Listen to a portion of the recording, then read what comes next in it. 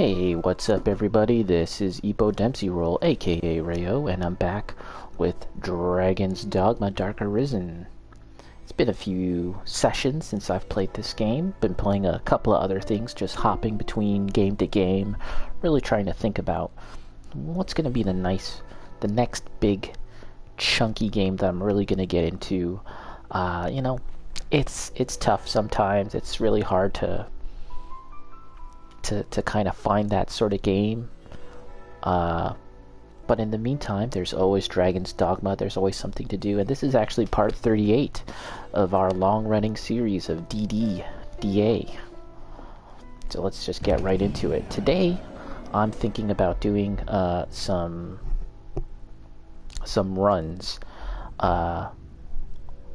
Going through the dungeon as quickly as possible and killing Daimon, the final boss, and just trying to get some loot, because you are guaranteed rank 3 cursed items when you defeat Daimon.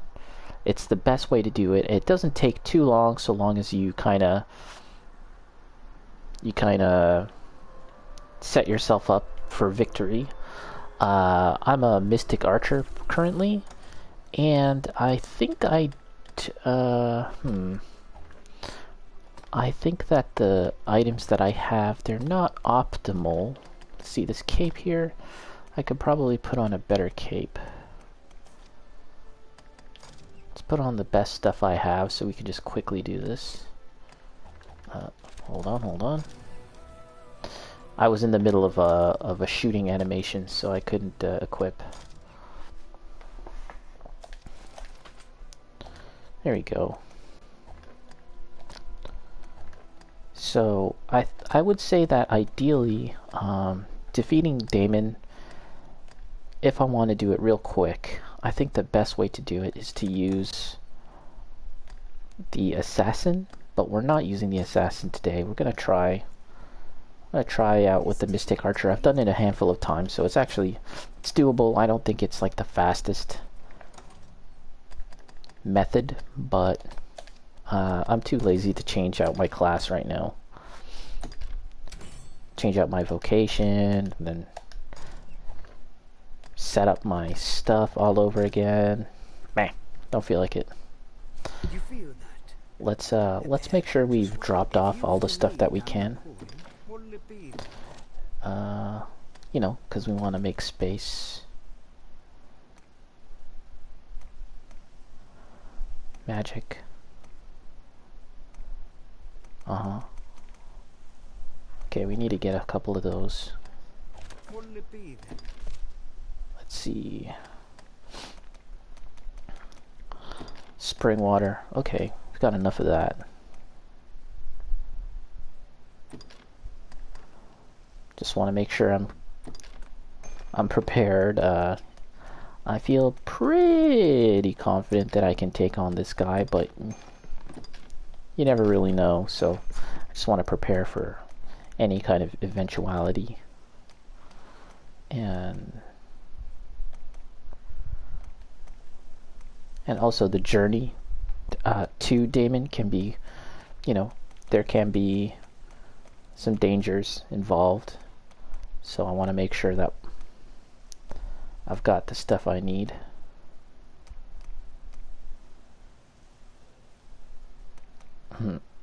Let's just grab some of this fish. Moldy pumpkin.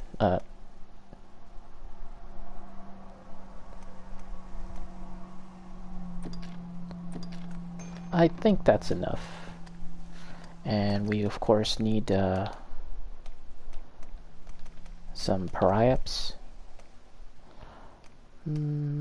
Defense. Status.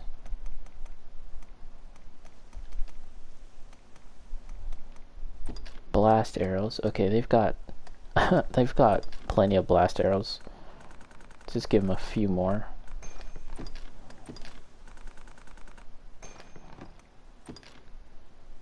Oh, they don't have a lantern? I thought they may have had one. And I need a couple of these, please. As you can see, I've bought a lot. 246 Conqueror's Pryups. I was like, where can I get these? I forgot. So yeah, you can get them from Fornival in the upper like quarters, the rich people upper decks in Grand Soren. You know, the bald guy that you can throw in jail, which is what I did last time. Alright, let's just get some of these. Okay, so I think we're ready. Let's quickly hotkey this stuff.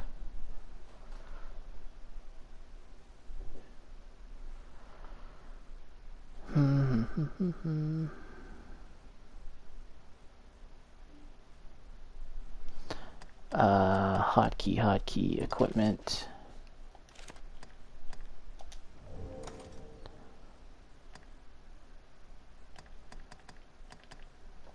Okay, so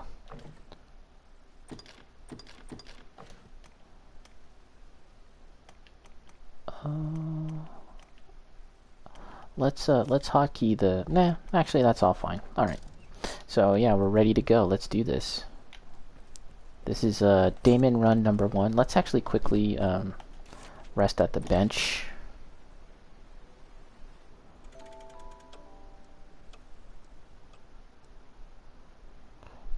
Oh, no one. We had best face the trials ahead, well prepared.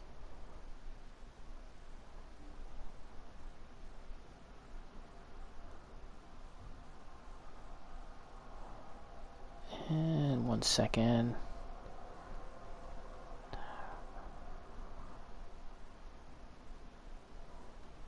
Alright. Okay, let's do this. This is run number 1. We'll see. Let's try and kill Daimon at least like 3 times. 2 to 3 times this session. I think we can do that. And we're gonna run by everything. We're not gonna be fighting much at all.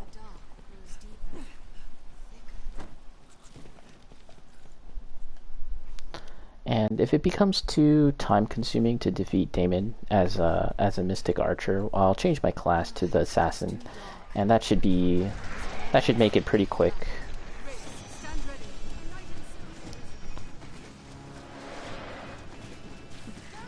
But yeah, this is the general gist of it. You're just gonna run by everything, and this guy's in the way. Let me go through, please. Alright.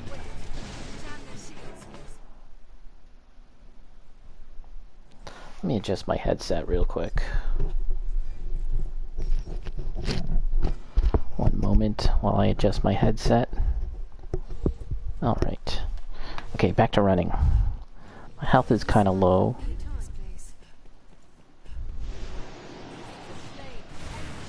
Some bad guys. I'm just gonna fall over. Splat. Oh crap, that's not good. The dog grabbed me real quick. Ah. So yeah, I've been playing this game off stream a fair amount. Just doing this essentially, grinding, fighting Daimon, trying to get my class as optimal as possible. I'm not really looking to like min-max my character and get like a super super optimized character. I know I just said I wanted to optimize my guy, but I'm not really trying to do it with like exacting, precise, like looking up guides and everything. You know what I mean, right? I just want to make my guy a little better. And part of that actually involved playing as the sorcerer class. So as a sorcerer, the final the final augment skill that you get is a skill that allows you to cast spells faster, which includes spells that are usable by the by my current class, the mystic, the magic archer. So, for example, this one here, this magic rebalancer, which I have on circle. If you take a look, that's a dagger skill, a dagger magic archer skill. That was fairly quick to cast. If I didn't have the augment, which you can see right here, you can take a quick look at them. Skills?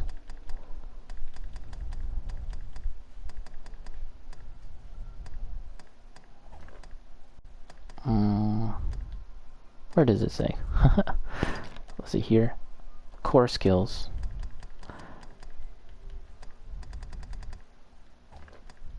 Augments. There it is. The one that I have currently equipped, this is showing everything that I have potentially, but the one that I'm looking for is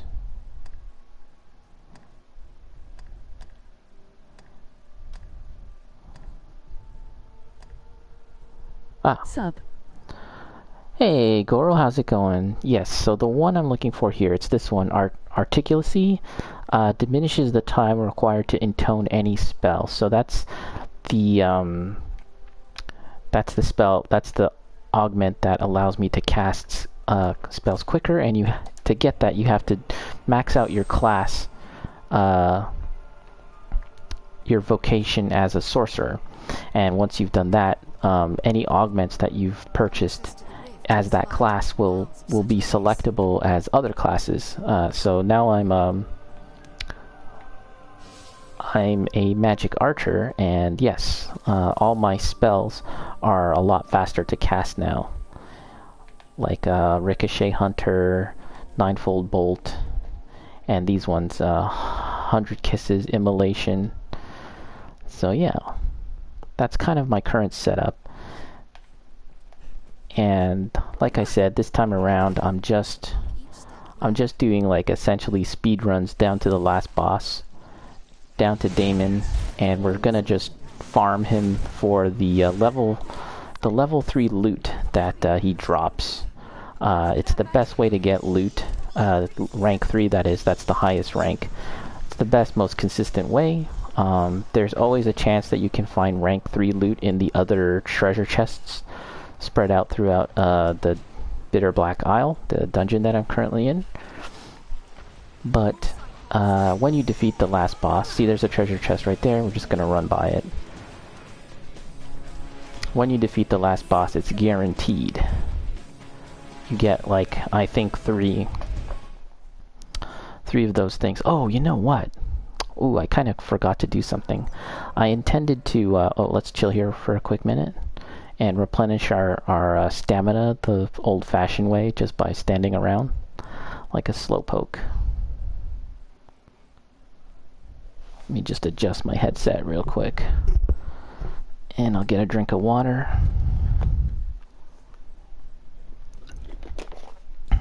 I wouldn't say that the armor that I have right now is like my ideal armor set for, like, you know, the rest of the game. It's just an armor set that I'm currently using. Professor Crane. Professor Different Crane. Dragons game today. Professor Crane? Oh, because he kind of looks like Scarecrow. Bacon. Yep, it's a. You know what? I've realized that I've played many Dragons games in the last little while. Dragon's Dogma, Yakuza Like a Dragon, Dragon's Crown now. I'm really considering getting Dragon Quest Builders 2. It's on sale now. It's like Chasing the Dragon. $39. Chasing the Dragon, yeah.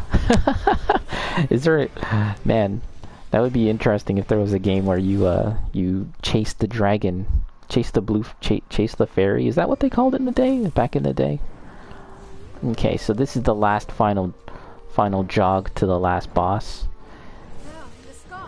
And we're not gonna mess around with these guys. They like to cast magic, so... Oh, splat. We'll just walk.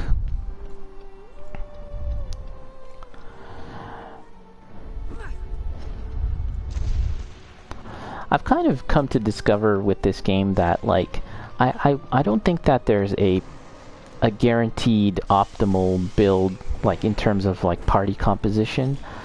I wouldn't say that there's this, like a catch-all setup that'll see you throughout the entire game. I've received advice from a lot of different people as I've played this game, in terms of, like, the best build, and some of it was good, a lot of it was good, and I appreciate that. But it nevertheless, it's still very situational. I've been given advice that you should go for kind of almost like a setup that I have right now, where your pawns are all going to be ranged archer pawns. See, she has a bow, and then this one here has a bow. And my pawn is not an archer. But yeah, I've definitely tried that, where everyone is an archer, including my own character. But I found that if you're adventuring throughout the entire dungeon, you're going to encounter enemies that you're going to struggle to deal with. Some of them are resilient to physical damage, such as normal bows. So that's why I have my pawn is a spellcaster, and my pawn is my own character is a spellcaster to some extent as well. So yeah, it's a game that you can actually kind of experiment with and try a lot of different things, and see what works. Like, everyone's gonna have advice, but it's not always gonna apply. Okay, so right there, that's what I did just there, is buff my magic attacks. And here is not Zod, not Nosferatu Zod. We'll just skip this cutscene. I'm gonna shoot him in the face real quick. And when I shoot my bow, I like to jump, because I have an augment that allows extra damage when jumping. And you can see his health is going down pretty quick. And I'll just say right now, there's still the possibility that I can die fighting this guy. He has a move that can kind of instantly kill you, and it's really annoying. That's why I'm trying to stay kind of close to him.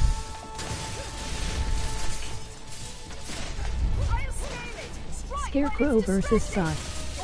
Scarecrow versus Zod. Okay, see, he's going for it. Let's jump on him.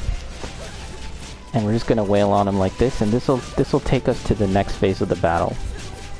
See, his health is going down pretty well. There we go. Here's the next phase, where the dragon phase comes out. And once he gets down to, like, his last 2 bars of health, we wanna get close and rip him apart in melee, just like I did. 2, 3. Just getting my stamina up, eating the scrag of beast. That's enough.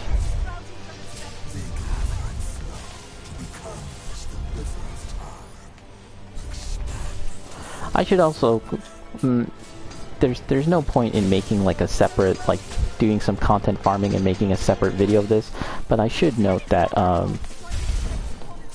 it's unlikely that Dragon's Dogma 2, if indeed it exists, will be announced at, ooh, he hit me real hard there, at Tokyo Game Show. Maybe we can talk about that a little later. Okay, so, just pausing real quick, and we're gonna buff our magic. Use. I think it stacks 4 times, but let's just use it 3 times.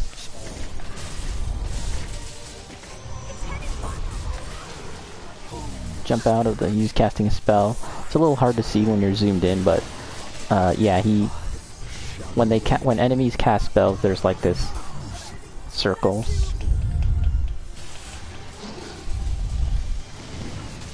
Okay, that was a big hit. What was that? That hurt. Oh, is he going? Oh, Dragon Breath. Let's jump on him now.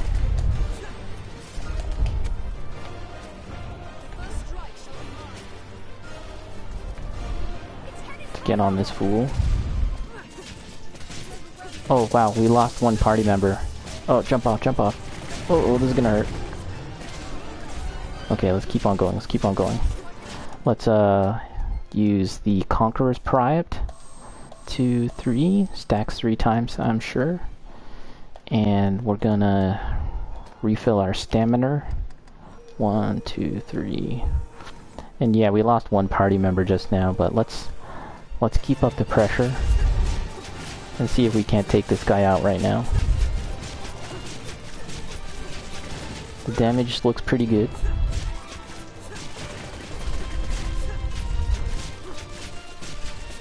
So the skill that I'm using right now is called 100 Kisses. It's a skill that a lot of the dagger classes can use. I think it's exclusive to any class that uses daggers. However, you can find a ring. There we go. It's a done deal. You can find a ring in Bitter Black Isle that changes 100 kisses into 1,000 kisses. I haven't found it yet, but I'd really like to get that, and then we can kill this guy super quick. So yeah, okay, we saw that. Ta-da! Where's my... There, she fell. Vile Wakestone. Bitter Black Novelty, level 3, Daimon's Horn, Daimon's Claw. So yeah, that's what we're going to be doing today mostly. We're going to be just farming this dude and trying to get some good loot from him. I already have the best magic archer bow available. This one here. I'm pretty sure it's called the Blackwing Bow. And yeah, Blackwing Bow, a magical bow styled after a devil's wings and claws. Its strange and unsettling shape is a testament to its former owner's passion for hunting. I'm pretty sure this is the best thing you can get for the magic archer class. And I've taken it to... Wait, where's that? Did I... Yeah, so it's silver right now. I have to take it to gold, upgrade it to the gold level. I think I can do that. So that's something that I'll do once I get back to the hub area.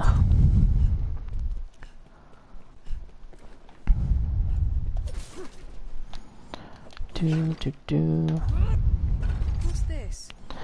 So Goro, did you get your Lost Judgment today, or is that, or I guess mail doesn't come in on Sundays. You're probably gonna get it tomorrow, maybe. Bet you're looking forward to that.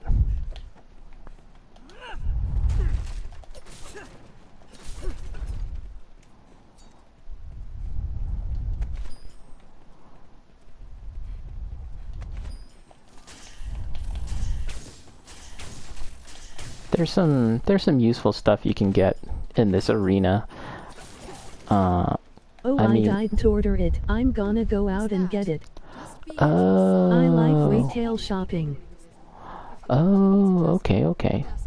So it's just been delayed in terms of shipment. It's just been delayed, like, overall. I see.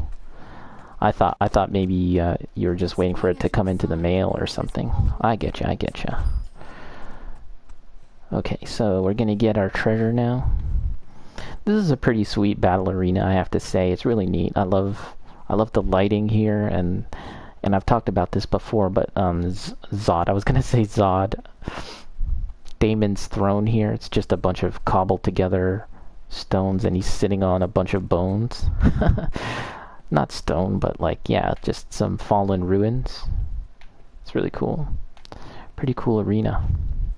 And again, this is a PS3 game. It's at heart, it's a PS3 game, so it's fairly impressive, I think, the graphics. So yeah, see that Bitter Black Weapon 3 Moonbeam Gem, that's going to be useful.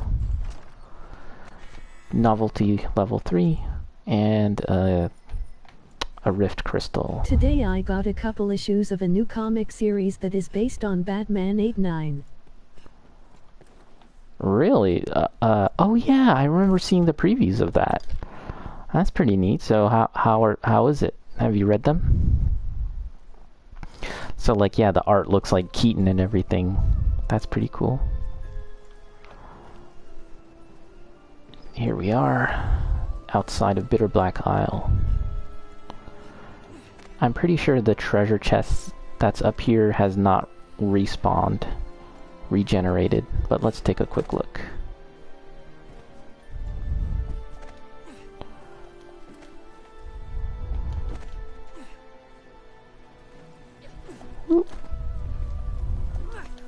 Billy D. Williams, Harvey Dent, original screenwriter, same artist who did the comic book adaptation at the time. Wow, that's really neat. That's actually really cool. Leave it to me. That's sweet. They should do something like that for Tobey Maguire Spider-Man. I remember seeing the previews of it, and the art looked really good. Like, you know, sometimes when it comes to comics that are based off of, like, you know, a movie or a TV show, and they attempt to... I haven't read any yet, but I am super excited. Going to watch the first 2 Burton films to hype myself and read it like it's a true part 3. Yeah, when comics do like the whole likeness thing for a TV show or a movie, yeah, sometimes it doesn't, it feels really stiff. It's like, sure, you made a fairly good representation of Patrick Stewart, but the art really kind of lacks life or a personality, I find sometimes. But from the previews that I had seen for the comic that you got, I didn't really get that impression. So let's talk to this guy. Too traced or referenced. Yeah, too traced. Okay, so we can upgrade the Blackwing Bow. And this will be the final upgrade for this bow, the best weapon that you can get for the magic archer. You can see that in terms of the upgrade in magic, it goes from 1,305 to 1,522. It's a pretty big jump in damage, so that's pretty sweet. And what else can we upgrade? I saw one thing. Yeah, there's a number of things here that I'd like to upgrade. I have to find... Where can I find these, like, Fire Drake Fangs and Crimson Stones? I gotta look into that, but I'm actually may have done that already. I just too lazy to look and check right now. So we're upgrading that. And we can't take it to another level. Oh, we can. Befouled Gold Veneer. I don't even know where I got those things, but whatever. Let's just upgrade it. And now we have a fully upgraded Chilling Focus. Let's actually give that... Let's give that item to my pawn, because it's probably stronger than what she currently has. Yeah. See that? Equip. And I'll take this off her hands. Give to Bomb Tombadil. And yes, everything is good. Let's quickly replenish our stores. Withdraw.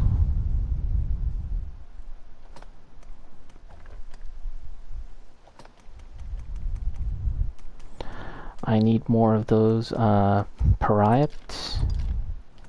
Oh, I'm heavy now. And more of these, please.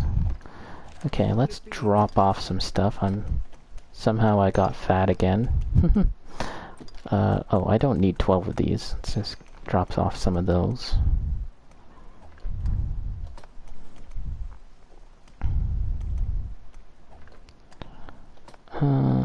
Vile Wakestone, ripped from Daimon's body. It can be used in the crafting of weapons. Oh, okay, don't need it. And Moonbeam Gem, that's something that we can do a little later as well. We can open up the remaining Moonbeam Gem doors. There's a couple of them that I haven't opened yet. Okay, I think we're good. Let's lie down for a quick second. Let me get a drink of water here.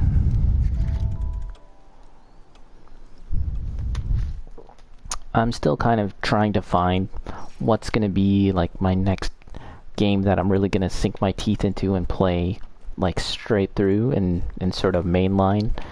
But in the meantime, we're just gonna be playing, you know, Dragon's Dogma, Stardew Valley, Dragon's Crown, bunch of different stuff. Whatever strikes my fancy. Let me adjust my headset again. Okay, so here comes run number 2. Let's do it. The dark grows deeper, thicker. Best we repaired that vista. Do you think the events of that comic are going to somehow dovetail into the Flash? Probably not, right? You know, the comics biz and the movie biz aren't normally that coordinated, right?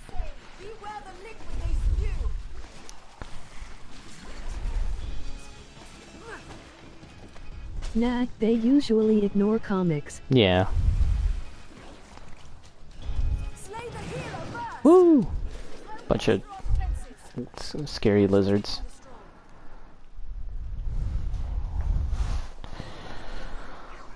When is that Flash movie supposed to come out? Like 2022 or Unless 2023? the original screenwriter somehow managed to work on both and do that. Yeah. Sam. Probably not, right? The original screenwriter? I don't know. I feel like I would have heard something about that if he was involved in the Flash movie. I wonder, like, if he's going to have a nice, chunky, like, role in it, or is he going to appear for one scene? That'd be kind of lame if it was just, like, one scene. Okay, let's chill here for a second. This is a good place to take a little break. I think I can replenish my stamina here. Man, I hope so. As far as I am concerned, it's not even a Flash movie. Yeah, LOL. and I mean, Warner Brothers, they know what they're doing, right? They know that like a Flash movie on its own isn't strong enough to bring in the big bucks, right? The money that they want, the real blockbuster cash, right? So they, you know, they did what Marvel did, right? Remember with Civil War, it was like, okay, a Captain America movie on its own, it's not really gonna get butts in the seats, like in the way that we want. So let's make it Civil War. Let's put Black Panther in there. Let's put Black Widow. Let's put all these characters in it.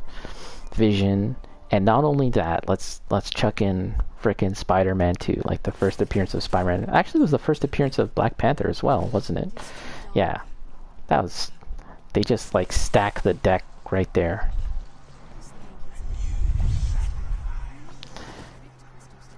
And yeah, like, you know, it's a smart move, right? I personally don't really care too much about the Flash, at least this movie version of the Flash. Although I have to say that the Snyder version of Justice League kind of helped make me like the character a little more, make me care about him a little more. There's a couple of new scenes with him, and you know, they were good scenes. They weren't like, they felt like they belonged in the movie, and it really was dumb that they weren't in it in the first place. Same goes for Cyborg too, actually. Marvel has successfully recreated an American version of Japanese tokusatsu crossover event movies. Okay, I mean, I have to say I wouldn't really know, and I bet that Marvel probably wasn't even really thinking about that. If anything, their frame of reference was comics itself, right? They were thinking, let's do what the comics do, right? Like, they always build up to these big events. It's a welcome surprise to find a rift stone in such a dire And for that to play out in a movie, that was just very, very fulfilling for me. Like, you know, it's funny. Man, what was it? It was like the other day, and my mom was asking about like Thanos or something, and it just oh no, you know what it was? It was there was a commercial on TV, and it had this knight in shining armor. Actually, it was a Lego commercial. And yeah, it's like live action. It has this knight, and the knight's doing all this goofy stuff, and then it's revealed that like the knight is like a, you know, it's a kid's imagination. They're playing with Legos, blah blah blah, right? Anyways, my mom thought the knight was the Mandalorian, right? She was like, "Oh, is that the Mandalorian? Is there more?" And it kind of made me think, like, man, we've gotten to a point where my mom knows about the Mandalorian, or Mandalorians in general, and Thanos and Shang-Chi and all of that stuff. You know, it's pretty crazy. That's great. It's pretty funny how we've gotten to that point now. Black Panthers is like a household name. Iron Man.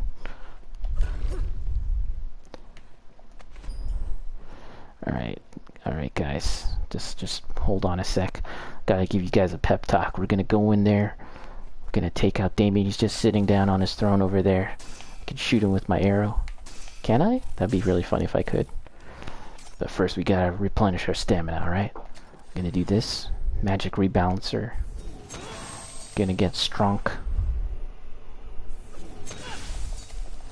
1, 2. I think we can do a fourth. I hope it's done something for comics, for the contribution of those artists and their work, although I don't know if comics are selling well. Skipping the rest. My favorite stores stay open.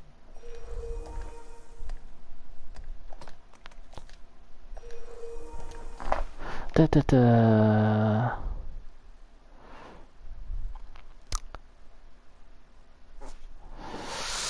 Yeah, personally, I don't really feel like the well, you know what, to some degree, like it's helped the comics industry, like the big boom in movies, but I feel like more could have been done, right? I feel like more could have been done to help the comics industry elevate itself, like upgrade and flourish. And that all goes back to this notion, by the way. That all goes back to this idea that movies are the end game for all media. You know what I'm talking about, right? Like, you know, something is big, like a comic book or a book, a novel, a frickin' cartoon, and then it's like we gotta make it live action, and live action is gonna be, of course, the big thing, right? That's the thing. Like it's the end game. It's the final phase of evolution, and it's stupid, right? It's dumb. Like it shouldn't be that way, and we know it shouldn't be that way because Watchmen, the comic book, is perfect the way it is, right? And then when they tried to make it into a movie, it was just essentially a version of it, but it was by no means the best version of it. In fact, it was severely flawed.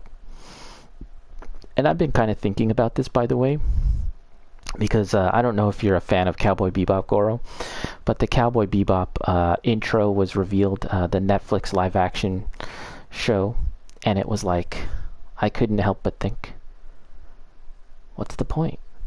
What is the point of this? They tried so hard to make it look like the show, except we have flesh bags instead of glorious animation, right? You've just got these fleshy human beings weighted down by gravity, attempting to do the beautiful things that animation can do. What the fuck is the point? Alright. We can continue our rant while I do this.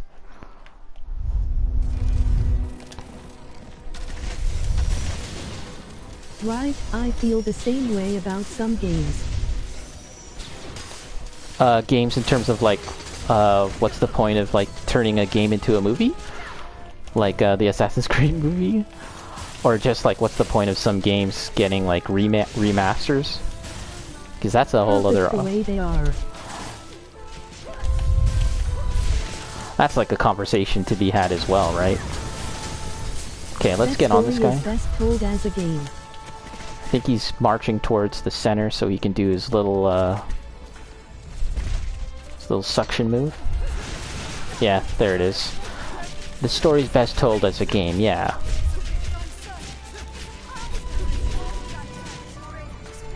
Ooh, let's refill our stamina here. 1, 2, 3, that should be enough.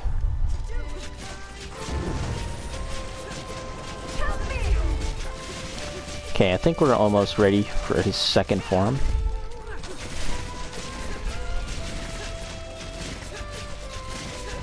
Come on, guys. Alright, there we go.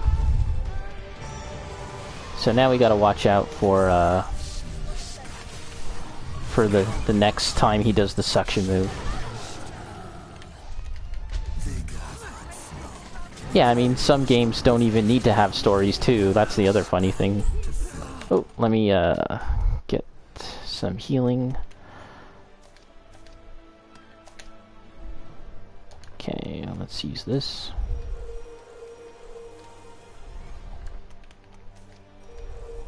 Okay.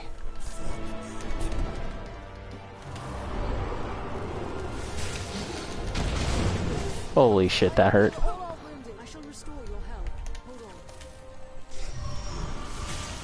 I still dig some comics, if for nothing else, then decent art.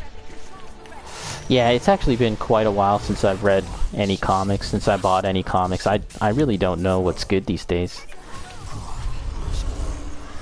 Jorge Jimenez is doing Batman right now. His stuff is great. Jorge Jimenez. Okay. Do you know what's good at Marvel these days? I would like to know. What's good, I know I enjoyed, like, Hulk not too long ago, but... Oh, let's, get some of this stuff going on. 1, 2, 3... I think that should be good. I'm going through old Marvel right now. Old Miller's Marvel, Daredevil. okay. Miller's Daredevil, wow, that's crazy old, yeah.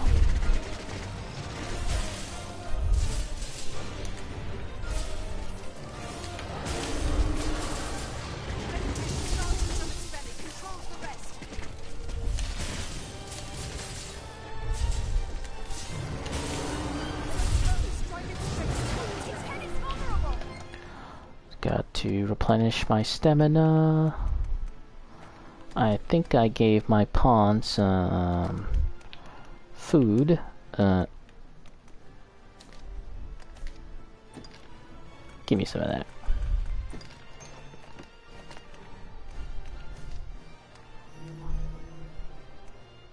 Oop, did I press the wrong button? Oh, I selected the wrong item. That's okay.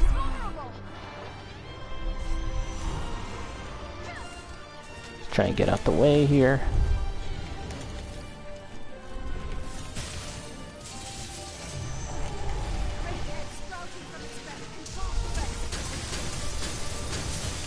I love it, really hits the spot. Baron Warren 80S. Have you read Miller's... Oh shit. Okay, good. Oh shit, I ran out of stamina, that's not good. Okay, good. We're good. Now we're gonna pause the game. Lots of pausing going on. Have you read Miller's Ronin, Goro? Demon's Pariah. Magic defenses, and... Oh yeah, this is what I'm looking for. 2, 3. Okay, this should do. Should be the final stretch. I've not read it in years. Yeah, you know what? It wasn't... I remember it being very epic in scope. it wasn't the slam dunk that I think DC was kind of hoping it was. If I'm not mistaken, it was the first or second project that DC gave Miller, coming off of Marvel and Daredevil. Rob Liefeld actually has a podcast where he talks about all of this. It's very interesting stuff. And he was kind of on the ground floor as a comic book retailer at the time. So yeah, he kind of had an interesting perspective on how all of that stuff went down with Ronin, and then eventually the Dark Knight, of course. But yeah, my understanding is that DC kind of gave him a lot of leeway, as an auteur. He had created some amazing stuff with Marvel, and there was this notion that like Miller was getting very much into Japanese artwork, right, and Japanese manga, and that was also very that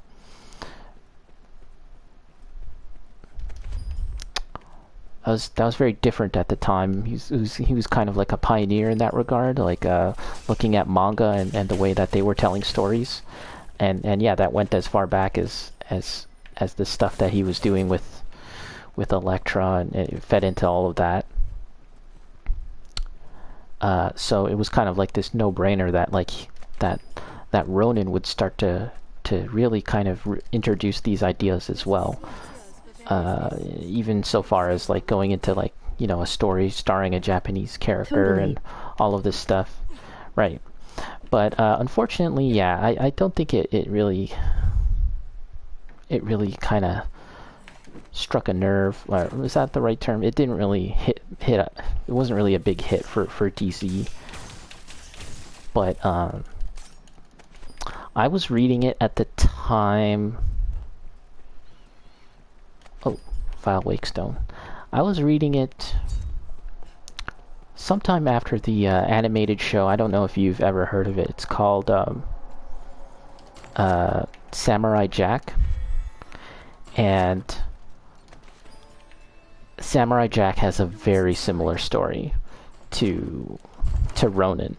It's about this, samurai warrior from, the ancient times who fought a demon, I think they both were shape-shifting demons, and somehow got flung far into the future, and then he has to fight the demon again. And yeah, that's the exact same thing for both stories. And I love both. I was almost certain that Gennady Tartakovsky, I believe that's his name, the animator, director, creator for Samurai Jack, was influenced by it. But I actually went to Anime North. One of the few times I went to Anime North, Frank Miller was there. That's one of the main reasons I wanted to go. I believe Frank Miller was there, and Stan Sakai, who created Usagi Yojimbo. And there was like a questionnaire, and I actually asked him that question. I was like, I asked him if he was aware of Samurai Jack, and he said he wasn't, and someone had to explain to him the plot. But yeah, that was pretty cool. I may have gotten him to sign something. Oh yeah, you know what? I'm pretty sure I got him to sign Ronin, volume issue 1 or 2. Yeah. Good story. I really like, back in the day when I used to go to Comic Cons and stuff, I liked getting the artists and the writers to sign a comic book that wasn't necessarily popular, but something that struck a chord with me and maybe struck a chord with them. Maybe it was like some kind of like landmark piece of work for them personally, right? And that's definitely what Ronin was. And I remember I gave him the comic to sign, and he kind of looked at it, and then he like flipped through the pages himself, and he was almost like enjoying it himself. Like he was kind of like looking through it and appreciating it all over again, because maybe it was a long time since anyone had given it to him to sign, right? Because, you know, it's Frank Miller, right? What the fuck are you going to give Frank Miller to sign? You're going to give him the Dark Knight or Wolverine or Daredevil, right? Those are probably the three most common things that he gets to sign. 300 maybe, Sin City, but never Ronin, or very rarely Ronin. So that was pretty cool. That was a cool little moment.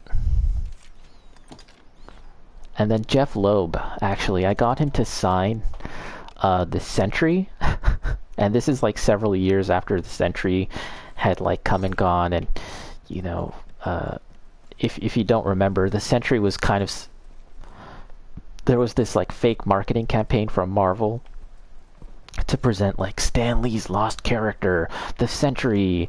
You know, Stan Lee, we found these character notes from Stan Lee about this character called the Sentry, but you know, he never made a comic book for him, but we're gonna make it now, right? And the whole story about the Sentry is that he's this Superman scaled hero, like in terms of powers, even beyond, who everyone has forgotten, right? So it's like this meta narrative, and the reason that they've forgotten him, well, I don't want to get into that. It's whatever, right? But it was fake, right? Stan Lee never made that character. They just made it up now. Anyways, there was a lot of comic nerds that were pissed off about that. They felt like they were lied to. I love shit like that, by the way. I think that's really fun.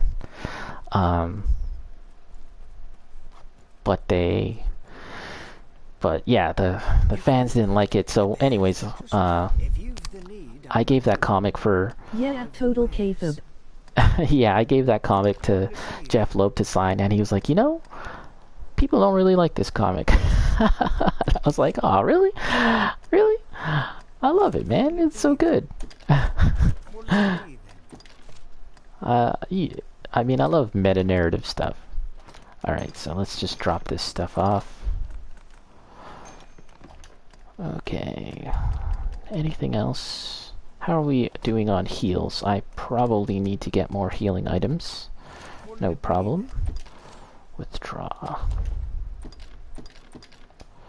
So yeah, let's do a few more runs of this. Maybe we won't have an incredibly long session today, but you know, let's just get a few more runs. In fact, let me take a little break soon. I will let me just load up on all the things I need here so that we can do another run.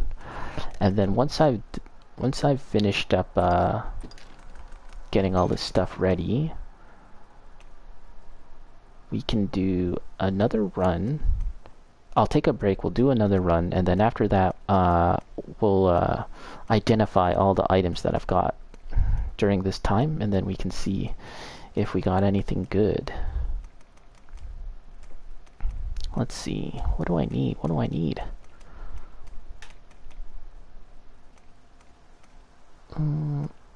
Oh, stamina? Okay, let's get that. Oh, this is good stuff too. Liquid Vim. Okay, let's give her some of this stuff. Okay, you can hold this. And I need healing items.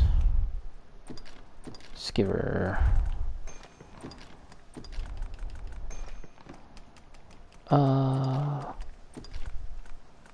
Okay.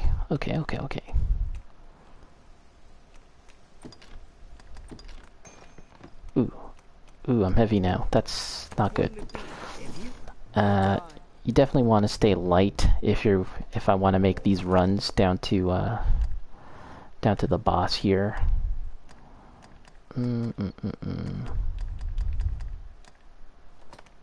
Let's see, what can I drop off? Let's just give some crap here. This is actually my least favorite part of the game, by the way, is just the amount of like sorting through stuff that I have to do, the amount of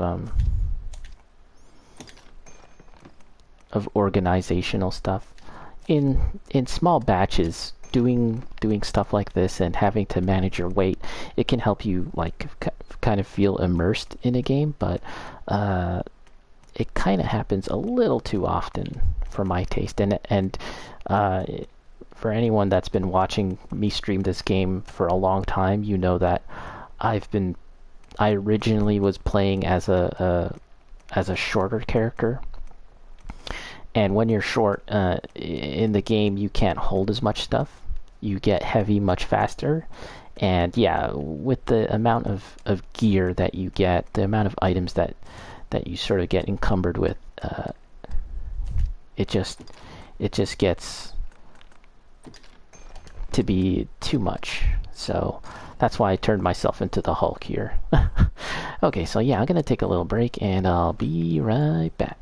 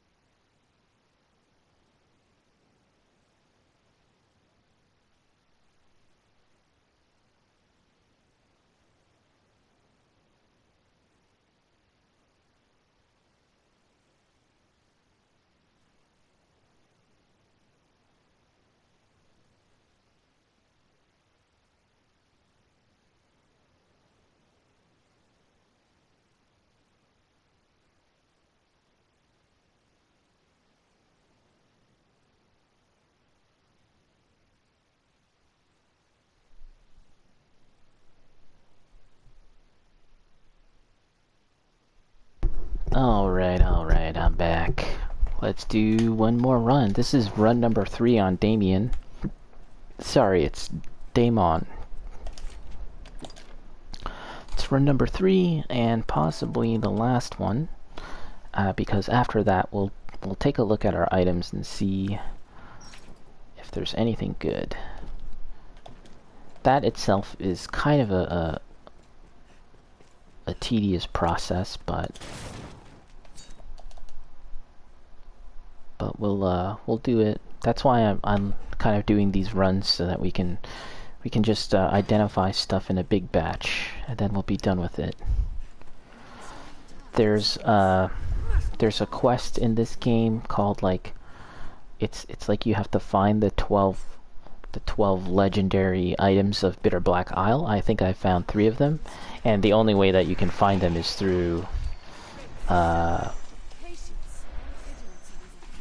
getting the cursed items. Not 1-2. 1-3? Very good, very good. Thank you, lady. Hi. Thank you, Lady Butterfly. Nice to meet you. I don't think I've seen you here before, but it's 13. Cool. Yeah, I've got to find the rest of them. I think I found maybe 2. I take it you're a fan of this game? Everyone, be healed. The air is a world of Ooh, grief and I gotta add oil to this. Ooh, it's my last. 4 sets for the 3 vocations. 4x3 is 1-2, plus the cloak. Plus the cloak. 4 sets for the 3 vocations. And the cloak. Okay, okay. Cool. Let me turn off comments to speech because we've got a couple people here. I usually only have that on when there's like one person. 1 or 2, but yeah. Hellfire Cloak. I might have that. I'm not actually sure. Ah, crap. My lantern went down. Jump off. Whee! Whoa. Oh yeah, and I meant to discuss something. It's unlikely that we're going to be seeing any talk of a potential Dragon's Dogma 2 at the upcoming Tokyo Game Show. Initially, I was huffing on the hopium, that perhaps we might see that, because Capcom did have some kind of event planned during Tokyo Game Show. That's happening at the end of the month, by the way. Very soon, very soon. However, it seems like Capcom has updated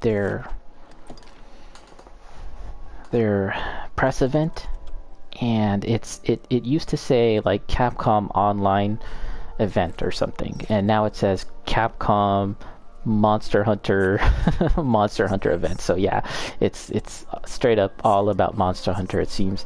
So no Resident Evil, no Street Fighter stuff, and no Dragon's Dogma 2, unfortunately. Lady Butterfly, I read somewhere a rumor or a leak that Dragon's Dogma 2 would release somewhere in 2022, and Bacon, TGS is in a few days. Yeah, I'm looking forward to TGS. I'm not expecting anything tremendously awesome from it, but I just like these events anyways. They're just fun, and there's always hope. Hope springs eternal for something cool and interesting to be announced, and I huff the hopium. I'm huffing on the copium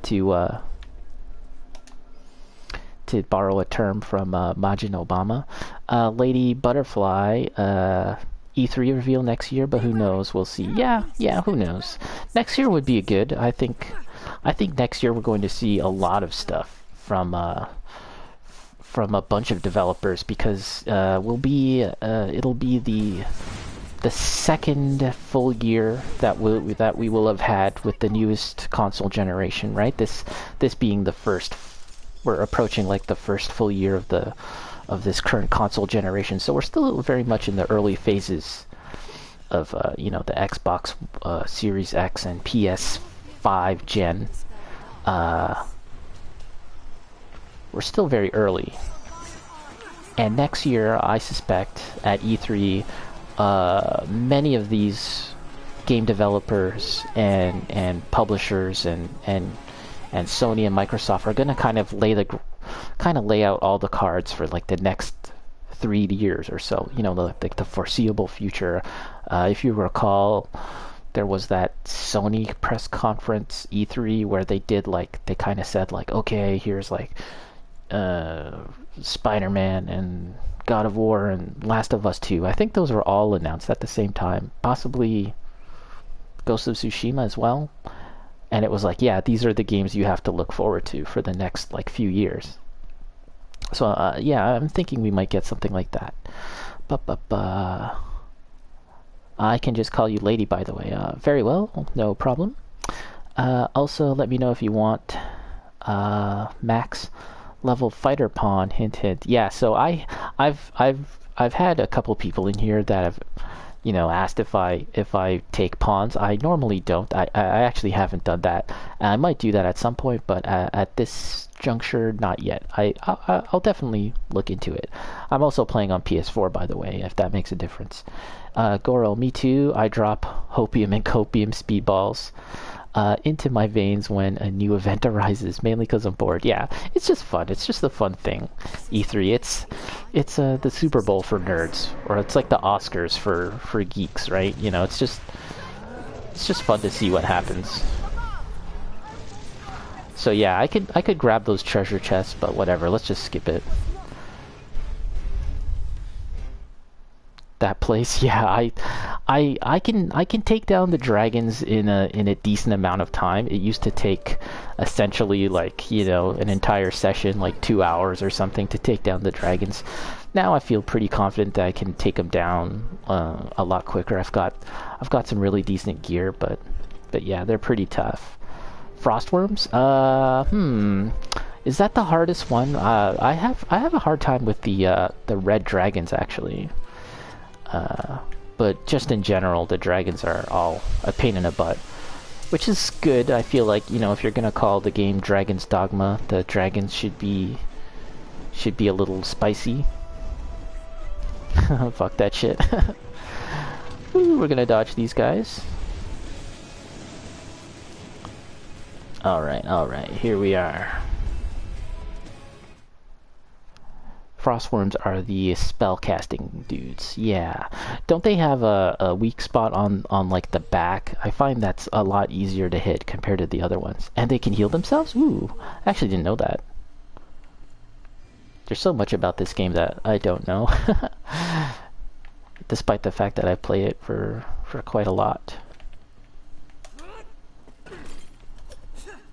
Oh, that's the Thunder Wyvern. Okay. I see.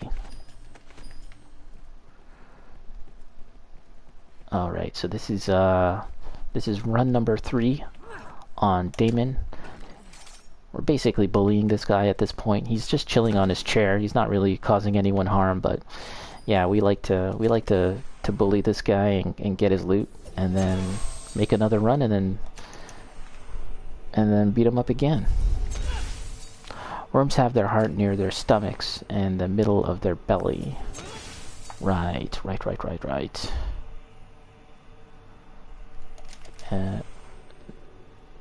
Let's go for one more. I think let's go for another one. I think they stack 4 times or so. So what class do you like to play, lady?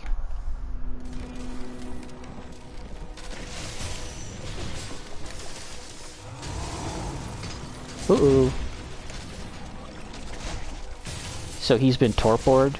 One of my pawns here has rusted daggers, I believe, and that causes them to basically slow down. It's a pretty useful weapon to have for maximum bullying.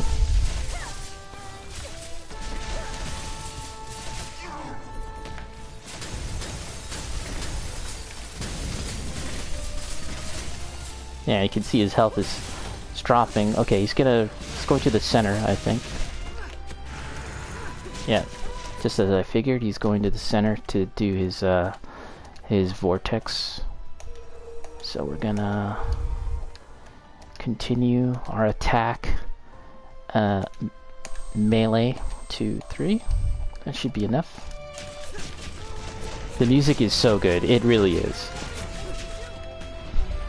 Really good stuff. It's actually probably one of the underrated aspects about this game is the music. I actually really like the end credits song too, which still uses like the Dragon's Dogma motif. It's just sort of presented in a totally different way. So we want to stay close to this guy because we want to make sure that we can climb him when he does the suction attack. But until that time, we'll just pepper him with these.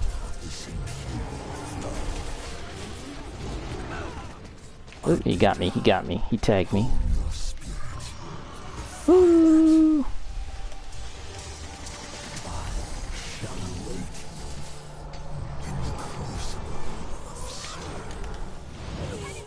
What? Oh man, he tail swiped me?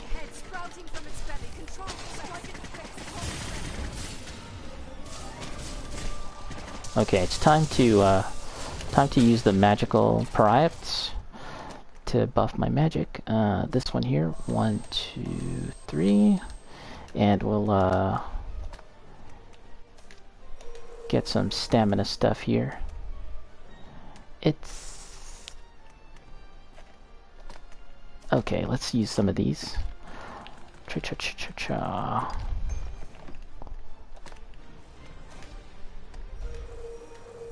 There you go.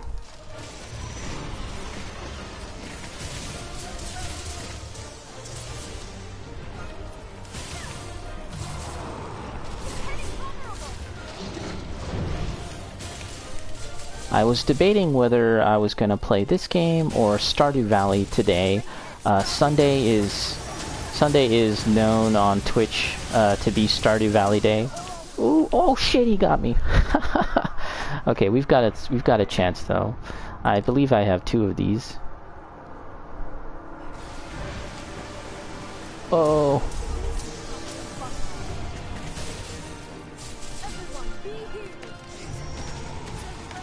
Let's just get to this part. Okay, let's get the buffs going.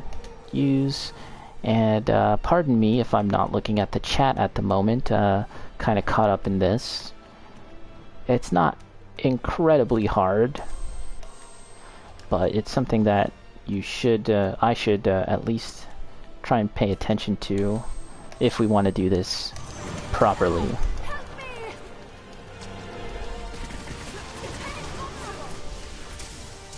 Oh, lightning. He's going for his dragon breath.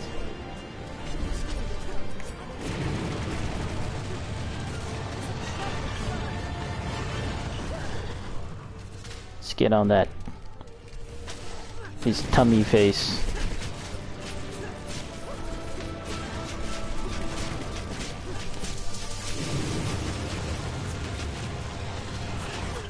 Oh shit. Uh-oh. Okay, things are getting a little spicy now. Did he just one-shot me with a bolt? I think he did. I might be really weak to bolt damage, actually. Lightning damage. I like to have some Conqueror's Priaps. And I don't have that at the moment. I think I ran out. Let's use the magical Priap, the magical buffing one.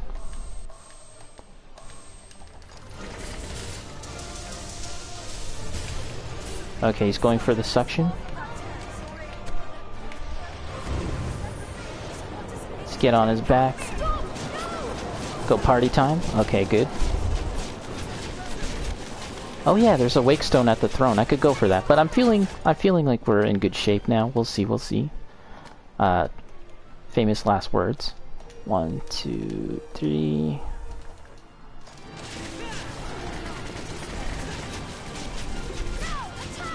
I should be kind of more like on his face, his face stomach, but this is fine.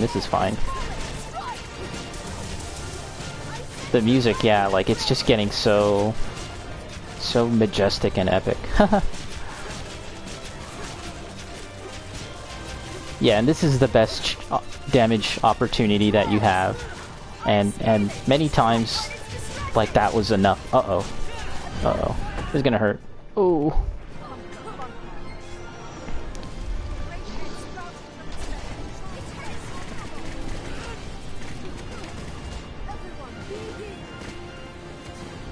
Let's go for this again.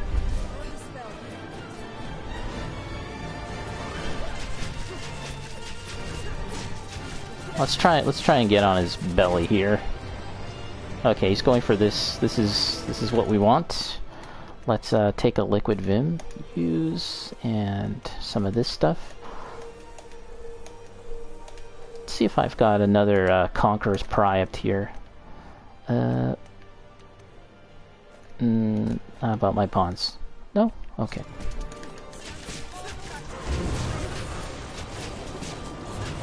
There you go. If you're not positioned correctly, like you need to grab this guy while he's doing that rift vortex move, but a couple of times I've just grabbed his feet and it's not enough. You'll still be sucked. Lady, I like this boss fight so much, especially the questions it brings up. Did we truly save Ash, or is he still Daimon? Ulra mentions he's gone, but Daimon is still present. Yeah, I really don't know. Like, who's this figure here? Like this shadowy human figure. I wonder. I thought that maybe Ash. I thought that maybe Ash kind of went to the beyond or something when you finally defeat Daimon in his second form. But this figure here, I really don't know. Maybe it's just one of those things that they do just to... More than that. What else would you expect? Just because, like, they needed to put something there for the post-game content. I don't know. Oh crap, I just realized that I've got to charge my second screen here. Give me a second.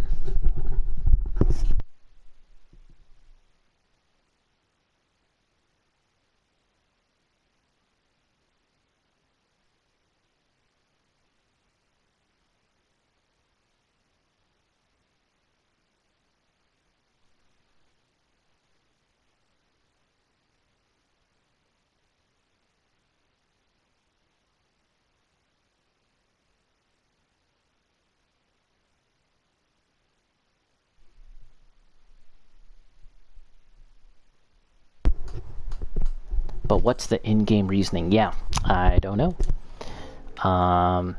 Is this like another kind of Daimon that we're fighting? Different from the first Daimon? In general, I actually really like the story in Dragon's Dogma. The sort of meta-narrative, the sort of interesting stuff that it does with the story and the characters. Or not the characters, just in general, this idea of like the cyclical nature of the world, and well, yeah, you know the drill, all of that stuff. I find it very interesting. It's kind of underrated in some respects. I feel like when the game came out, especially in terms of reviews, I suspect that a lot of reviewers just beat it like the first time and saw like the initial first credits when you defeat the dragon and kind of left it at that and didn't really pursue like everything that happens after when the world gets messed up and the big hole in Grand Soren. I feel like, yeah, they may not have gotten into that stuff. Lady, how we try to break this cycle by committing Sudoku, but ultimately it's useless since the chain keeps going anyways. Yeah, and I've never played the MMO Dragon's Dogma Online. I really don't know how that sort of figures into the larger lore of Dragon's Dogma, if it does at all. I really don't know. And as for Dragon's Dogma 2, I'm very curious what they do with it. Okay, did we get all the drops from Daimon? I think we did. Just quickly check.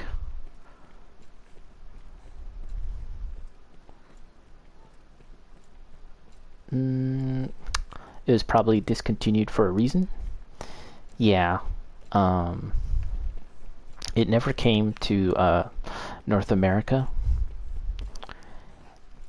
And they probably knew it wasn't gonna like last all too long, I guess. Alright, let's get our loot. Bitter Black, Weapon 3. Moonbeam Gem. Oh yeah, that's something I can do too, is grab up the Moonbeam Gems. I think I have 2 more doors to open. I have more than enough now to open them.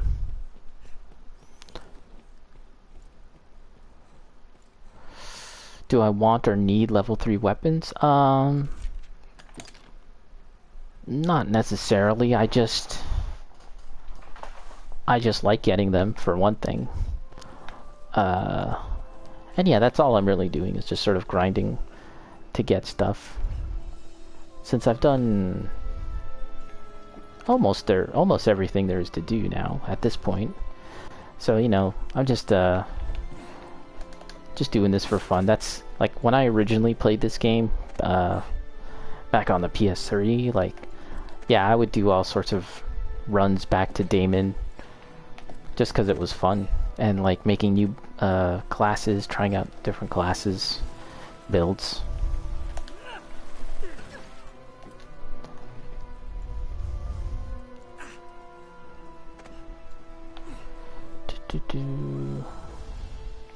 Alright, so we're going down.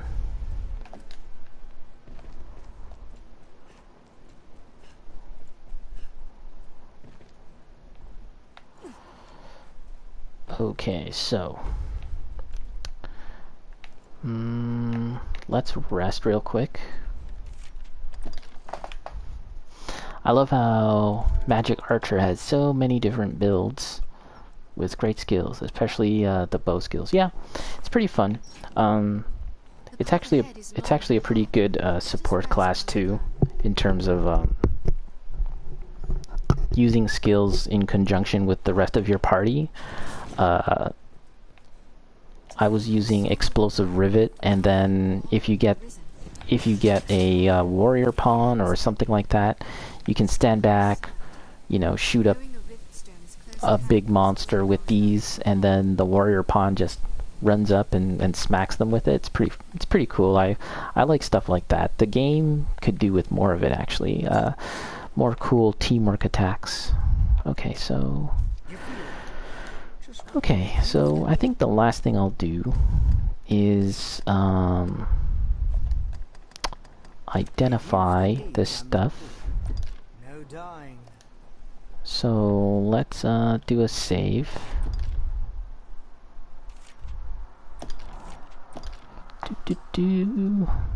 There's one skill that gives impervious, meaning you and the pawns can be can't be debilitated. Yeah, which one is that? I forget. But yeah, stuff like that's really useful too, because even like in terms of debilitations, getting soaked, getting wet is considered a debilitation. So it would be very useful to not get wet, and then all the stupid stuff like having to do with getting wet and the torch. Okay, so let's ID these babies. 7 novelties. Let me save. I can't remember if I saved. I think I did, but let's just do it again.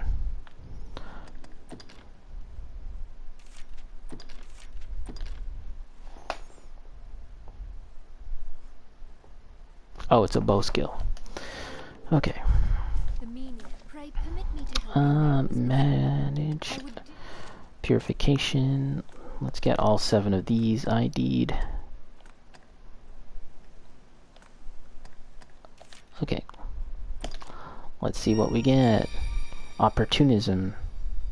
Okay, I think I have that. Have that.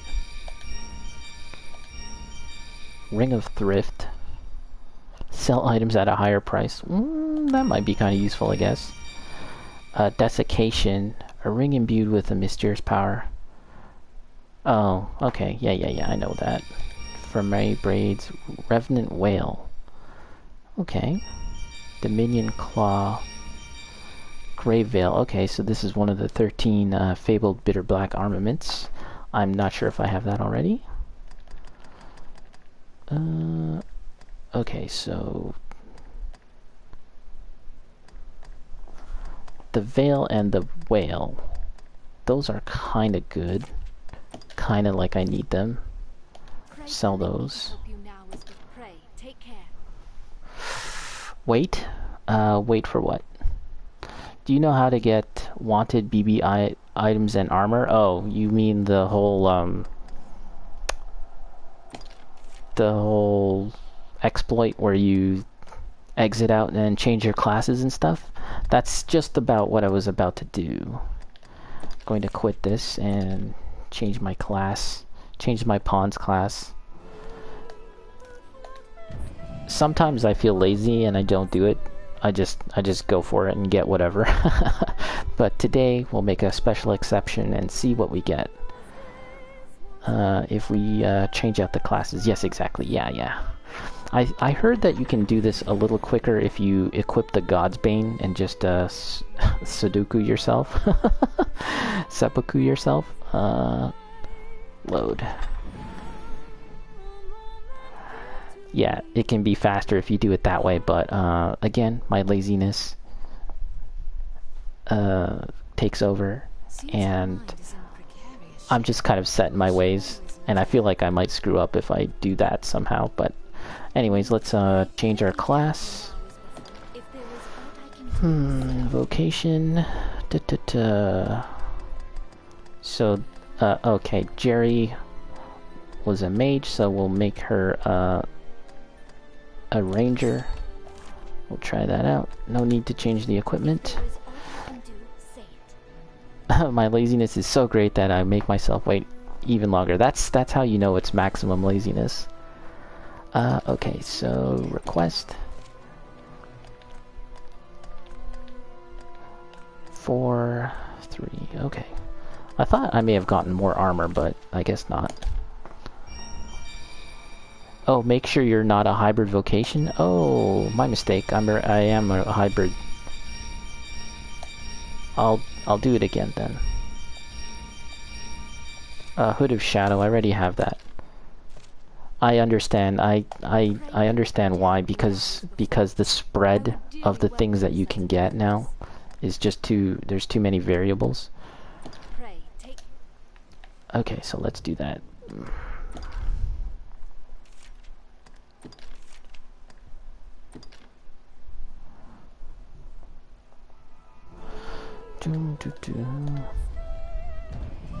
Even before Dark Arisen, the Dark Arisen DLC came out, and the sort of endgame content was basically doing runs on the Dragon. I did that a lot because it was just fun. But there really isn't any point really to do the Dragon anymore, just because if you're good enough to battle the Dragon, you're kind of at the end game of the main story content, so you might as well just move on to Bitter Black Isle now at this point. But I might fight the Dragon at some point just for fun, just for old time's sake. Change vocation. So me, I will turn myself into a ranger, and Jerry will turn into a ranger. If there is aught I can do, pray permit me to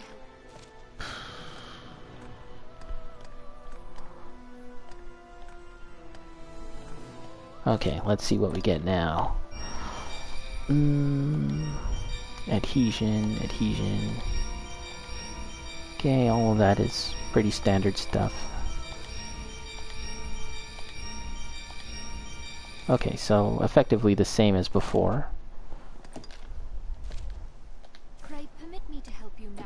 Pray take. There's my buff my buff goblin Hulk man.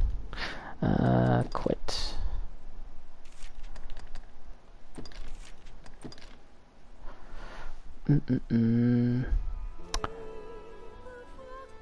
Dragon or Everfall. The Dragon still has some neat items. They're the best in the vanilla game. He looks like an orc, yeah. Yeah, that's kind of what I was trying to go for a little bit. Like a orky goblin thing. It's kind of interesting how this game doesn't have elves. Like, they have goblins and no orcs, actually. Although Dragon's Dogma Online does have orcs. But you can kind of make a approximation of a orky kind of character, as I did. Yeah, and some of the yeah, it did. Some of the Dragon loot, it looks cool. I seem to remember that they looked cool, but yeah, they were the best stuff that you could get in the vanilla game for sure. Okay, so request. Change class. Vocation. So now, let's go mage. And she's a mage. Okay. No need to change. Okay, so after this, we do this one more time. And then I'll just about wrap up my stream.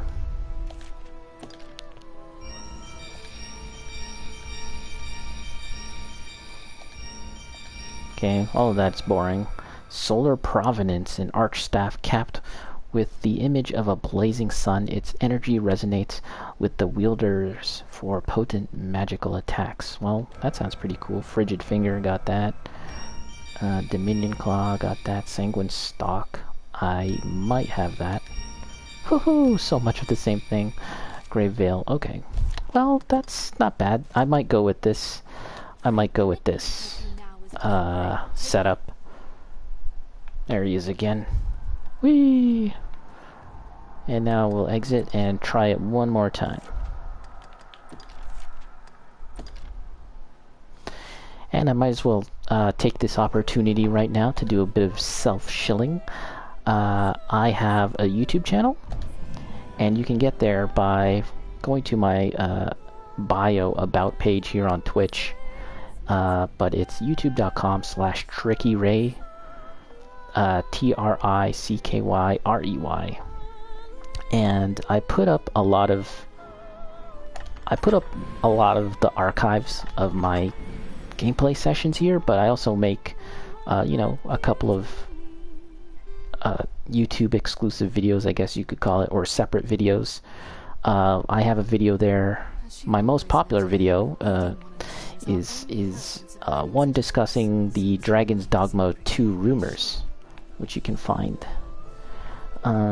But yeah, I'm still fairly new to YouTube and Twitch and all that, so yeah, that's why I actually kind of forget to do the shilling, some self-advertising. Yeah, I basically kind of forget to do that.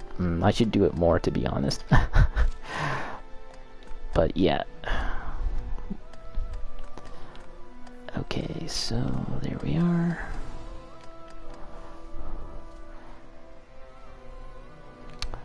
Sweetie Gonzalez, DD2 would be sick. Yes, it would indeed. And hello, by the way. Okay, so... Oh, mistake. I didn't change my class. Vocation. So we are going to go for the warrior. Oh wow, I've never actually even tried to be that class as of yet. Oh, same thing with my pawn. Okay. I mean, how do you all feel about the fighter and the warrior class? It's I feel like they're not that great compared to the other classes.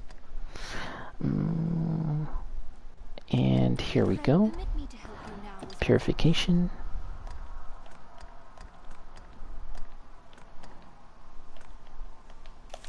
Here we go.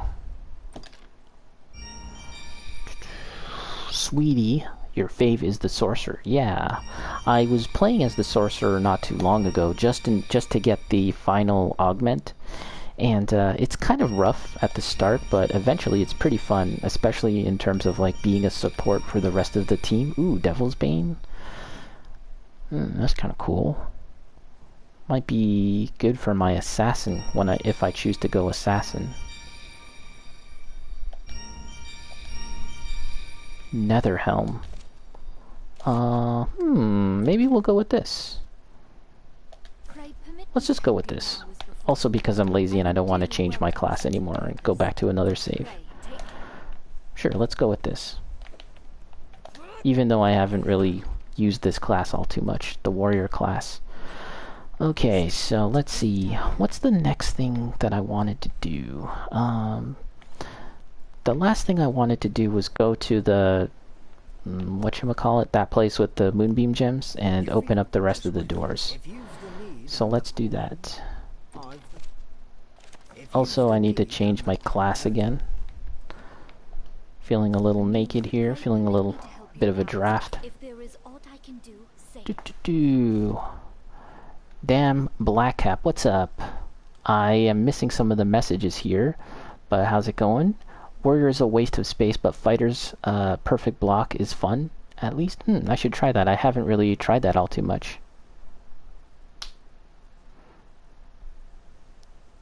Mystic Knight is pretty badass as well. Yeah, I played Mystic Knight on PS3, and the move where you sort of create that magic orb and then you hit it, like the more times you hit it, it launches out like projectiles.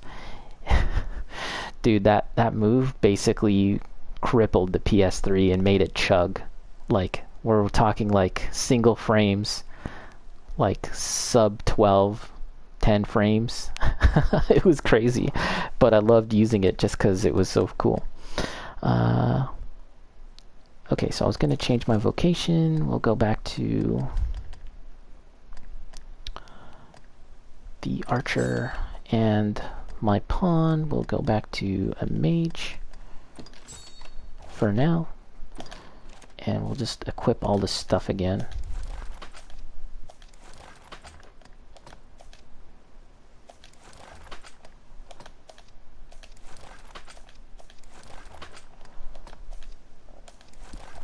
Let's see.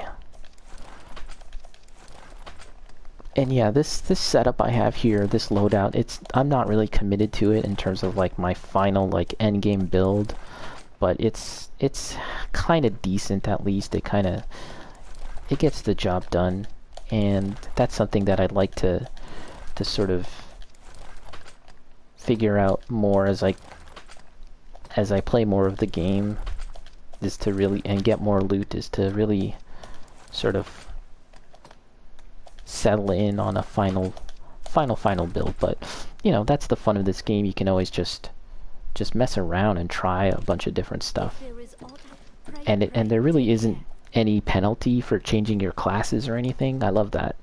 It really lets you experiment, which is really fun. Okay, so let's do a quick save, and then we'll... Oops, I need to get those orbs, please. You feel that? Just what if you've the need. Manage stored items. What'll it be then? What'll it be then? Withdraw. Where's those green things? Is this the green thing? No. Oh, it's probably a key. Yeah. Moonbeam gem. I've got 4 of them. I think I only have 2 more doors to open, so we're gonna head down there. And actually, I might run into some opposition. Might have to fight a dragon there, but that's fine. Let's try and catch up with some of these messages. My apologies, I haven't really been keeping up with that.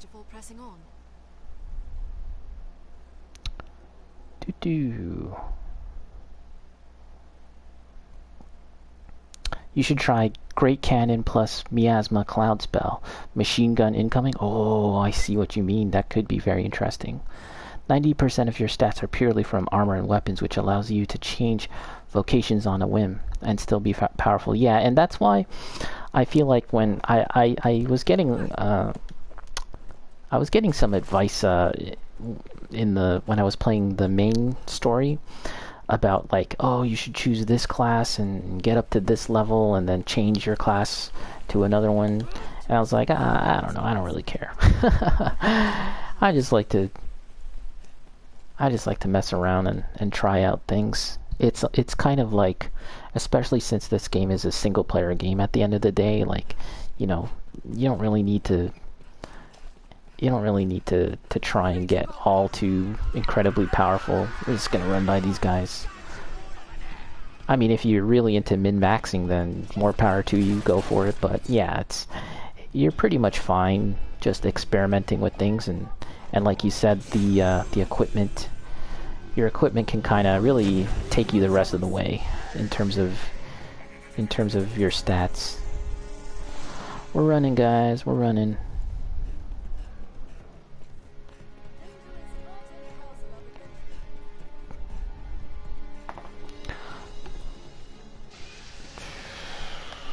min-maxing, it can be fun, but from my own experience, it matters very little. Yeah. But yeah, there's definitely even I like to do that too at times. It's just experiment with min-maxing, getting the best stats. Is there a dragon? I'm hearing a dragon. Oh no, those are those little dogs. All right. Ooh, hey, you came up all the way up here. Okay. Damn Black Cap. You've got 3 DD accounts for different vocations? Wow. Is that even necessary though? Because you can always just switch as you want. But I guess yeah, I guess it does make sense, because that way you can easily just choose the class you want to play as without having to unequip, re-equip stuff. Yeah, that makes sense.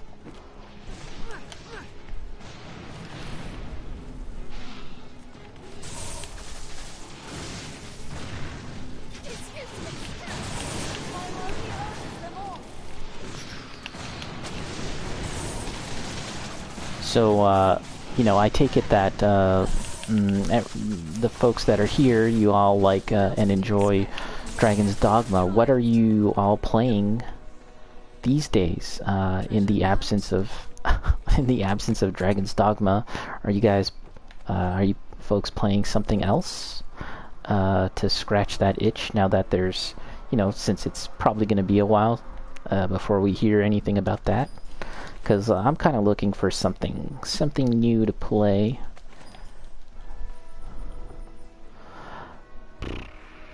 Lady, currently Witcher 3. Oh yeah. I've heard some recommendations about that game too. It's kind of got me thinking about it. I've played a fair amount of it. Actually, no, I don't know. I would say probably less than halfway through it a few years ago, but I ran into like a progression bug, unfortunately, so that kind of just, I had to wait like several months until the bug was addressed, and at that point I was like, well, I mean, I probably was already playing something else. But yeah, that's something that I could definitely look into and try. I enjoyed what I played of it, to be honest. Like, certainly the combat isn't all that great, at least when compared to something like Dragon's Dogma or Dark Souls for that matter.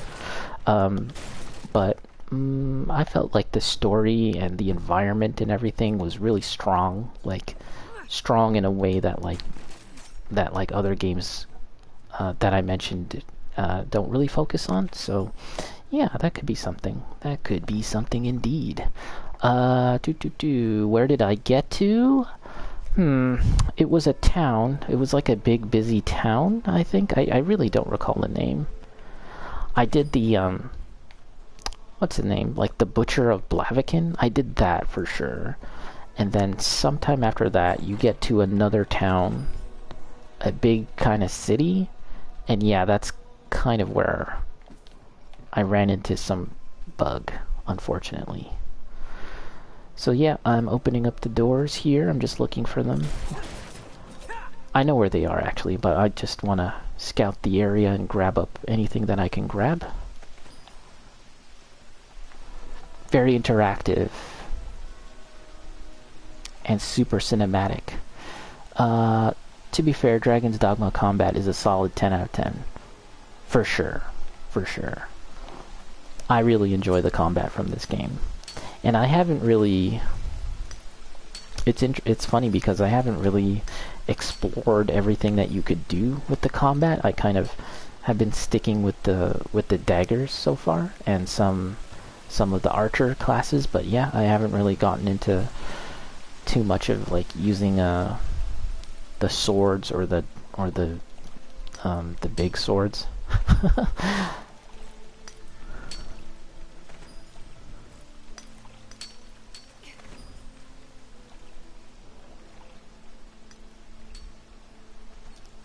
Damn Blackcap, you played Witcher 1 last month, but that's another story. Sweetie Cinematic and Interactive was regarding Witcher 3. I see.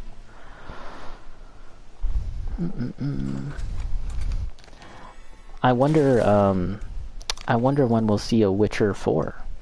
I hope that if they make a Witcher 4, they could do it where you make your own character. I think that might be kind of fun. Although, you know, Geralt, he's a cool character. I like games where you can make your own. That would be cool, though. You could make your own Witcher and, like, create your own legendary story. That would be neat. Okay, so I think I've opened up all the doors on this floor. Uh-oh, come on guys, help me out here.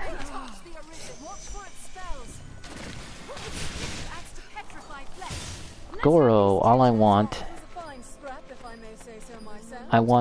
a Justice League skin for him.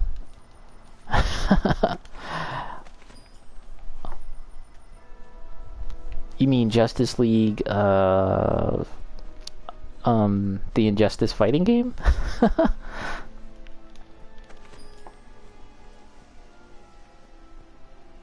Witcher 4 isn't a Geralt story. Witcher 4 is going to be about Ciri? With his jank upper lip. You know what's really funny about that whole upper lip thing and the whole CGI controversy is that there's been pictures of Henry Cavill just, you know, just normal ass Henry Cavill, and people think that it looks off, even though that's just his face. That's just how he looks. But you know, the whole CG thing has distorted everyone's opinion about how his upper lip should look now, so that even when it's like just a normal photo of him or like a YouTube video, people always remark like, his face looks weird, his lips look weird.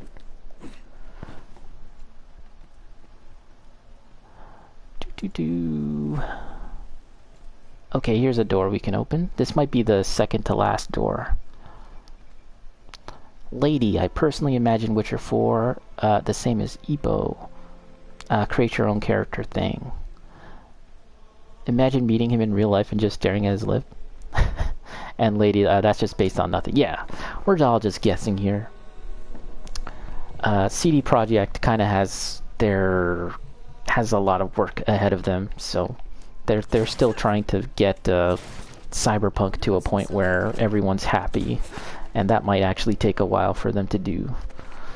So yeah, I don't know how long it's going to take before we start hearing about the next Witcher, but you know, I would look forward to that. That could be fun.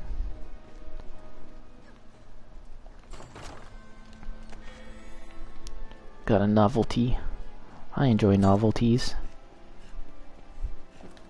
Whee, jump. Okay, so I think there's one more door that I need to go for.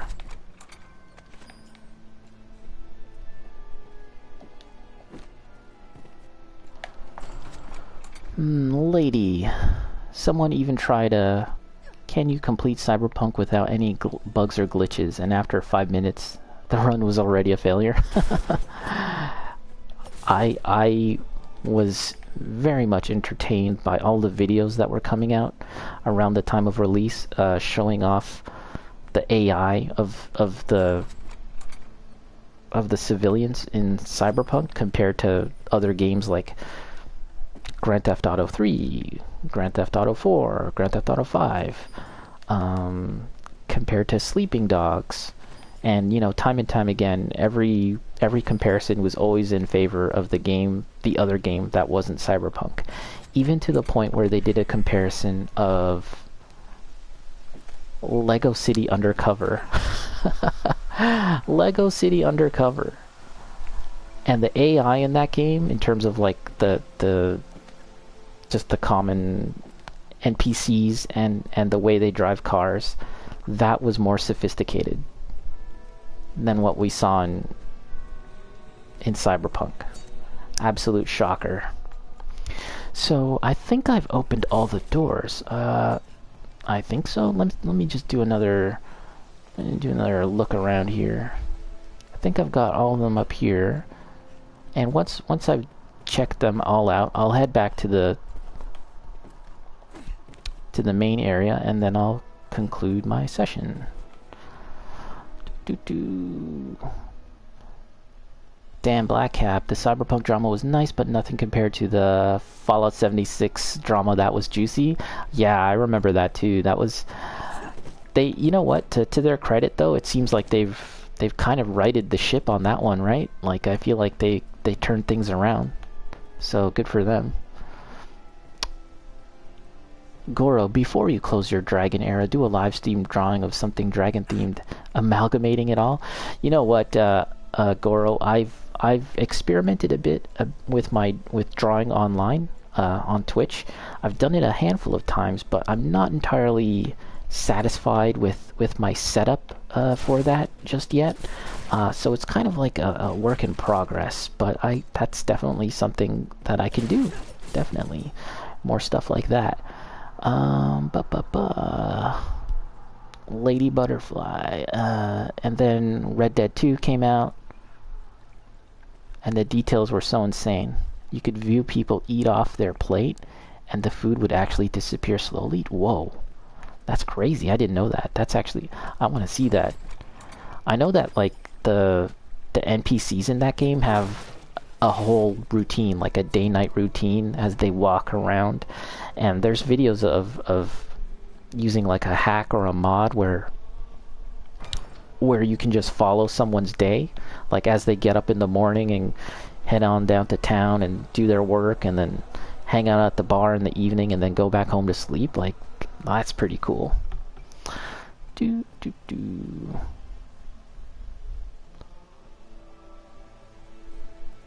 Still don't get the Fallout 76 drama, but to be fair, I wasn't too invested then.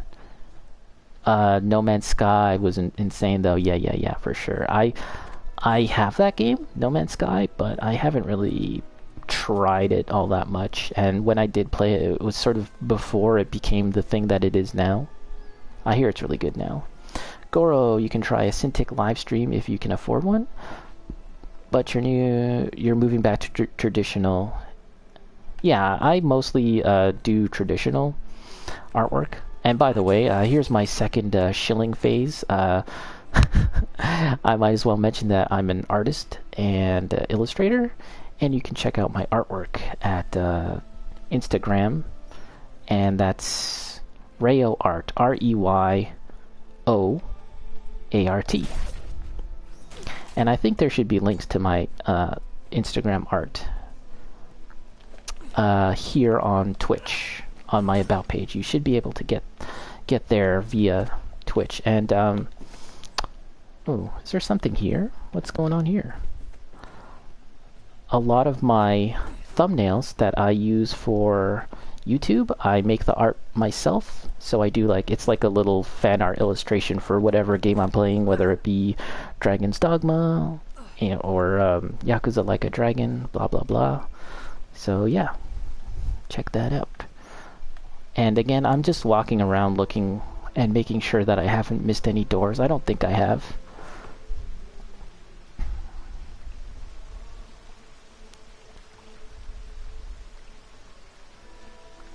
Goro, sometimes you still go for the undo button while sketching. Dude, when I'm reading like a newspaper or a book, sometimes I find myself like swiping the page to scroll up. Okay, so let's head back to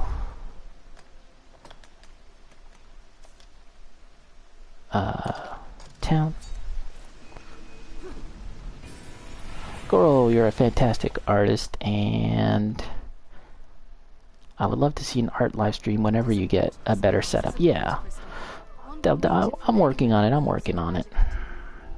Damn, Black Cap with a very long quote, which I'm too lazy to read, but I'm sure it's very interesting. I'll read it later. Lady, blah blah blah. Okay, so let's see. I've gotten all the things that, you know what, let's head back to town. Let's go back to our original town, and we can end our session there, hang out with our pals in Casardis. Aiding one another is our only hope in surviving such a place. Seems her mind is in End of stream. Yeah, I tend to stream for about 2 to 3 hours, and this is kind of later than I normally stream. I typically stream around like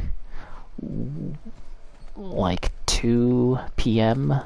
Eastern time, Eastern North American time. But occasionally I start streaming a little later. It's night. Let's sleep and get to the morning. And yeah, sometimes I stream for like longer, like 3 hours or more. It depends on the game. It depends on if I'm feeling a little tired or not.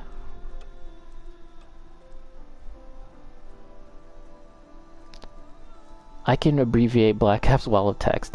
Fallout 76 was severely fucked on every level. Okay, well, nice. Okay, thank you for the abbreviation. Thanks for the Coles notes. Too long, didn't read. Fuck Beyond Reason. You know, this place is very comfy to me. This starting town that you start at. I just like it, and the music that plays. And yeah, it's just really nice. Let's stand here for a moment while I say my final goodbye. So yeah, well, that sounds a little extreme, but yeah. Oh, Bacon's streaming ActRaiser right now. Cool. Man, is there a way that I can I forget how to raid someone. I should do a little raid for Bacon, but I really don't know how to do that at the moment. Lady, Cassardis is so peaceful. It's just a shame we can't sleep in our own bed. Yeah, isn't that weird? I've noticed that too. 'Cause isn't this our room? This one right here, isn't it? And it should be free, like sleeping in your own freaking room, right? Oh no, this isn't our room, is it? Which one is it?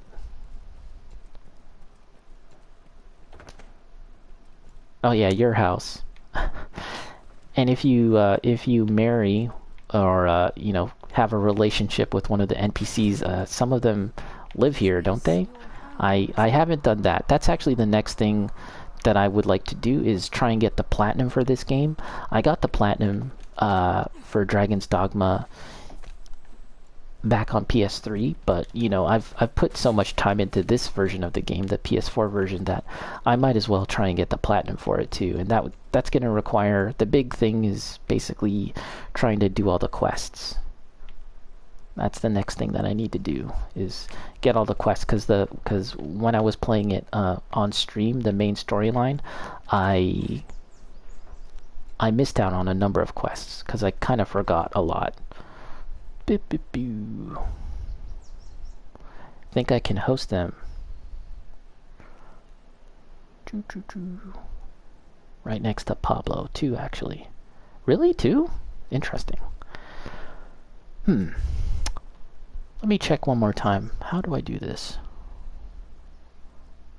Celine, she's a good one, actually, to have as your beloved, because she can craft potions for you. It's pretty cool.